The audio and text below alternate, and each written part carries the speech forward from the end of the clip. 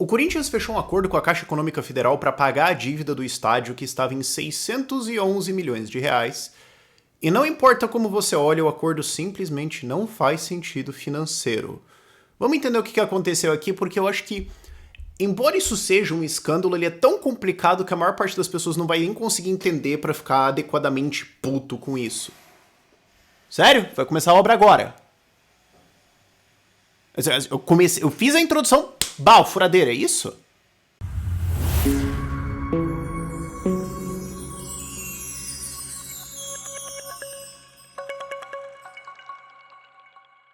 E antes de tudo, eu queria pedir perdão à alma do meu pai, que descanse em paz, corintiano. Meu pai ele era tão corintiano que quando o Corinthians ganhou o Mundial, ele reclamou 3 semanas depois que foi só de 1-0. Ele não gostava do Guerreiro também, o gol foi dele. Se o Corinthians ficava mal, cara, o que o meu pai sofria era um negócio. E também revelando meu conflito de interesses, recentemente convertido a palmeirense, porque minha namorada é palmeirense, então caca cagado demais, o cara começa a torcer pro time por causa de mulher, e é isso mesmo. O que tá acontecendo no estádio do Corinthians? Mais de 10 anos atrás, o Brasil tinha um plano de ter uma Copa. Vamos não conversar sobre o que aconteceu dentro disso. Agora, o Lula é corintiano. E reporta-se na época várias matérias, teve uma pressão muito grande para ter um estádio do Corinthians. E a Caixa deu um empréstimo para o Corinthians de 400 milhões de reais para que fosse construído o estádio do Itaquera pela Odebrecht. Mais de 10 anos depois estamos aqui e uma auditoria interna da Caixa Econômica Federal considerou que essa dívida é impagável. Ela era de 400 milhões de reais, hoje ela está em 611 milhões de reais e a Caixa considerou que não tem como cobrar, a dívida é perdida. Eles vão começar a furar provavelmente agora. Não, eu tenho tempo para mais uma frase. Não, tava certo, eles começaram de novo. Só pra vocês saberem, basicamente eu tô tentando timar quanto tempo os caras ficam furando numa obra aqui do lado, para saber mais ou menos qual que é o tempo de duração. Eu tenho uma janela mais ou menos no meio de 30 a 40 segundos, onde eu tenho 2 frases para fazer, e daí eles voltam a furar e eu tô gravando dessa forma. Mas só faz sentido você considerar uma dívida como perdida quando a empresa que devia isso quebrou. Por exemplo, a dívida da VASP. Volta e meia a esquerda fala, tem que cobrar os grandes devedores do Brasil. Tá lá a VASP, faliu, não tem o que fazer. O Corinthians ainda existe, o estádio ainda existe, a empresa ainda existe. Tem coisas que você pode executar ele atrás do crédito. O Lula é corintiano. Então, obviamente, uma estatal que ele controla todas as nomeações direto ou indiretamente não vai executar o estádio do time dele. Mas tem algumas outras teses possíveis de por que eles não executariam isso. Vamos tentar entender. A primeira seria, e eu vou vender pra quem? Porque é um bem completamente líquido. Digamos que você é a Caixa, você executa o estádio, pega ele. Você vai fazer o que com isso? Qual que é o plano? Quando você dá uma garantia para algum crédito, por exemplo, você dá um carro de garantia no empréstimo, o banco vai avaliar o carro por FIP menos os custos de vender esse carro, porque ele vai pegar o carro, vender e pagar a dívida. Dívidas de imóveis, dívidas, coisas assim, são considerados dentro da avaliação de crédito qual é o nível de liquidez daquele bem.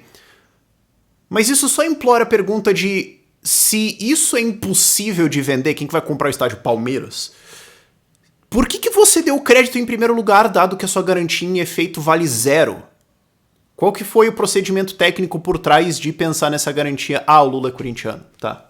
Se bem que me acabou de ocorrer que vai que o Bragantino, porque é Red Bull Bragantino, resolve meter um louco, e falar, vou comprar o estádio. Mas gente, a Caixa não vai executar o estádio do time do Lula. Mas isso também implora uma pergunta relativamente simples, que é, se a dívida é perdida, por que o Corinthians está tentando pagar ela? Por causa do bem no coração e os valores morais da diretoria, que não quer dormir e passar para a eternidade com a ideia de que eles deixaram uma dívida no estádio.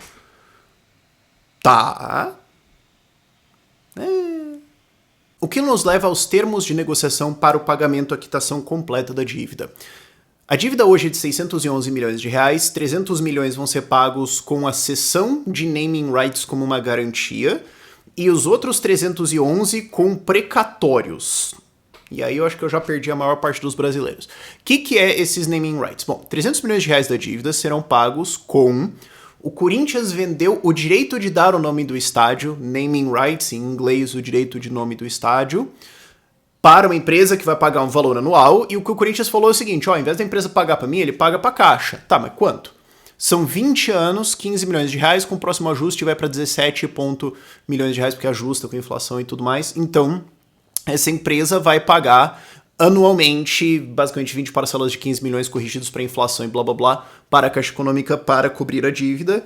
Mas, pera, 300 milhões hoje tem um valor diferente de 20 parcelas de 15 ou de 17. Ah, mesmo que essa dívida fosse de 30, fosse paga ao longo do tempo. Tá, mas qual que foi o cálculo aqui dentro exatamente? E outra coisa, se você emprestasse hoje 300 milhões de reais no mercado financeiro, você consegue um retorno bem acima de 10% ao ano em cima disso, emprestando para empresas com uma reputação considerável. Você não precisa ir para as empresas malucas, mas mesmo nas sérias ali, você ganharia muito mais que 10% ao ano nisso. Então essa dívida de 300 poderia render 30 milhões de reais por ano, possivelmente mais, 40, não sei. A Caixa está aceitando 17 por ano. Ah, mas é que a dívida é irrecuperável, então a gente aceitou isso aqui do que é melhor do que nada. Tá, mas por que você fez esse crédito em primeiro lugar? E esse pagamento de naming rights presume que essa empresa não vai quebrar nos próximos 20 anos. Porque digamos que alguma coisa maluca acontece e essa empresa quebra daqui a 8 anos e ainda tem mais um monte de pagamento. E aí? Como é que ficou? Mas tá, isso nos leva à segunda parte que é ainda mais complicada, que é um pagamento com precatórios. Que é basicamente uma troca de dívida. O Corinthians assume dívidas da Caixa e a Caixa perdoa dívidas do Corinthians. O que, na verdade, é passar para outros credores a bomba de eu não vou ser pago. E o que é o precatório? Bom, quando você deve para o Estado, ele vai lá e te executa. Ele te cobra com juros, ele te faz um monte de coisa, ele pode congelar suas contas, você pode fazer um monte de coisas com você. Quando o Estado deve para você... Esquece, meu irmão. Só recentemente foi aprovado o Código de Defesa do Pagador de Impostos, que foi do Felipe Rigoni, né, que era deputado federal lá pelo Espírito Santo. Que curioso caso de que era do PSB e com um ano dentro da Câmara dos Deputados virou liberal. Ele aprovou o Código de Defesa do Pagador de Impostos que equiparava os juros... Tá, a furadeira começou. O que esse Código de Defesa do Pagador de Impostos faz, entre um milhão de coisas, é equiparar as correções, porque antes se você devia para o Estado, era corrigido por Selic e mais um monte de coisa, e se o Estado deve para você, é corrigido por minha mão na sua cara. Patético o negócio. Falou, não, então vamos pelo menos corrigir nas duas coisas para ficar equilibrado, certo? Então, quando o Estado deve para você, assumindo que ele está a fim de te pagar e ele não está, e ele pode protelar isso juridicamente de várias formas, ele pode apelar infinitamente na justiça, porque o tribunal é dele e você paga o advogado dele e o seu também. Assumindo que chega lá na fase de condenação e tal, isso fica num precatório, que é um devo, talvez nego, não sei, tô na dúvida, e te pago, sei lá, um dia. Isso pode demorar muito tempo. Tanto que existe um mercado secundário de precatórios. Precatório é esse título a ser pago pelo Estado um dia. Digamos, eu tenho um precatório de R$1 milhão que o Estado tem que me pagar daqui a, sei lá, 15 anos. Quanto que ele vale hoje? Você pode fazer uma conta e uma estimativa e alguém pode tentar comprar isso de você. Então você pode ganhar essa condenação toda, precisar de dinheiro hoje, alguém compra isso de você. É bem normal no meio jurídico, mas eu acho que a maior parte das pessoas que existem no Brasil nem sabe que isso aqui sequer existe. Então você pode comprar um precatório por valores muito menores e depois trocar o valor de dívida. Só que não necessariamente você pagou o que... Começa a ficar esquisito.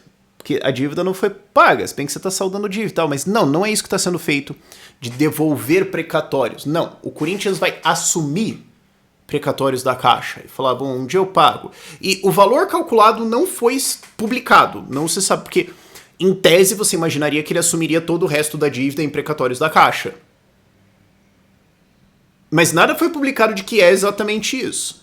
Só que isso gera um outro problema para quem tem que receber esses precatórios, que é, agora você tem que cobrar o Corinthians. O Estado fez alguma coisa errada com você, você processou os caras, ganhou em primeira, segunda, terceira instância, apelou um monte, gastou um monte com advogado, ganhou, tá lá a condenação, tá, beleza, foi pra precatório, e você falou, pô, pelo menos é a Caixa pode me pagar em algum ponto, não sei e tal. Aí te liga e falou, não, na verdade você tem que cobrar o Corinthians. Quê? Mas se ele não me... Ele já não pode pagar o estádio dele. Ele não consegue, esse é o problema, inclusive. Então agora eles têm que me pagar e eu que me ferre? Então, quer dizer, eu me ferrei quando o Estado me ferrou, a Caixa me ferrou e eles devem alguma coisa pra mim. Eu me ferrei em todo o julgamento pagando o meu advogado e o da Caixa. Eu vou ter que esperar todo esse tempo aqui e depois eu vou ter que cobrar um outro cara que é o time do Lula. Então, se eu precisar fazer uma cobrança que talvez quebre o time, você acha que isso vai ser executado?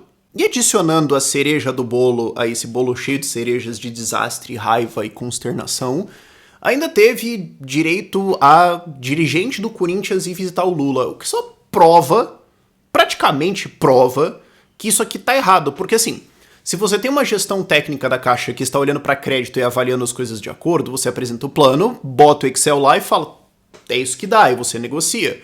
O fato de que você tem que ir pro presidente da República dar uma camiseta assinada, fazer um ali, mostra que... Por quê? E por que ele recebeu vocês? Que outra coisa pode ter sido discutida nesta reunião que não dar uma amaciada nos termos ali? Qual é a função dela? Por que ela existe? Ou você quer me dizer que ele só tinha um tempo vago na agenda dele, ele como presidente da fucking república, pra receber o time dele? E se ele tinha isso, agora virou passeio? O presidente agora fala, quer saber, eu não vou trabalhar, eu vou falar com o meu time, parece mais divertido. E se essa é a tese, imagina que o Bolsonaro tivesse feito isso. Eu adoro o fato de que esse argumento existe hoje. Imagina se o Bolsonaro tivesse salvo o Palmeiras nessa. Como é que seria a cobertura de mídia? ou imagina que ele falasse assim, não, eu só tava conversando com o presidente do time, batendo papo e recebendo uma camiseta autografada do Hendrick. Não tinha nada demais. Então assim, deixando claro, eu tô dizendo que objetivamente existe um caso de corrupção aqui? Não. Vai ter que abrir as contas, vai ter que abrir tudo e olhar. Agora, para você achar que não, você teria que acreditar que um estádio construído durante o auge da Lava Jato, pelo Odebrecht, com o Lula pro time dele, com a Caixa Econômica, que era loteada pro PMDB, com Funaro e Gedel Vieira dentro. Vocês lembram aquela foto das malas de dinheiro do Gedel? Ele tinha apontamentos dentro da Caixa. Você tem que acreditar que dentro disso tudo e dentro da negociação até agora, teve nada.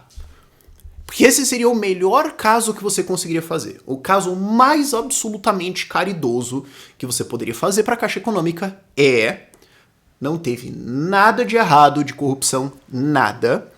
Tudo o que aconteceu foi uma avaliação errônea de crédito em tomar como garantia um estádio simplesmente não líquido, que eu não tenho como vender e nem como executar, e por causa disso eu dei um empréstimo de 400 milhões de reais, que, dado que a gente poderia ter ganho disso, o prejuízo é de centenas de milhões de reais, e agora a gente tá tendo que aceitar uma negociação meio lixo, e uma porrada de mídia em cima da marca da empresa, e a culpa é de quem avaliou esse crédito. Que é prejuízo de, sei lá, centenas de milhões de reais. Esse é o melhor caso que você pode fazer pra Caixa. E aí a pergunta óbvia seria, essa pessoa foi punida, ou quem que apontou ela, ou quem que participou dessa decisão? Cadê as atas? Cadê os dados? Cadê o que foi, o que motivou essa decisão em todas as avaliações e os registros? Tá, eu já sei que nem existe, né? Deve estar lá junto com as imagens do Ministério da Justiça, tenho certeza. tá lá essas duas... Tá explicadinho. O que, em conclusão, só nos leva ao ponto em que a gente precisa lembrar as pessoas que essa é a função do Estado.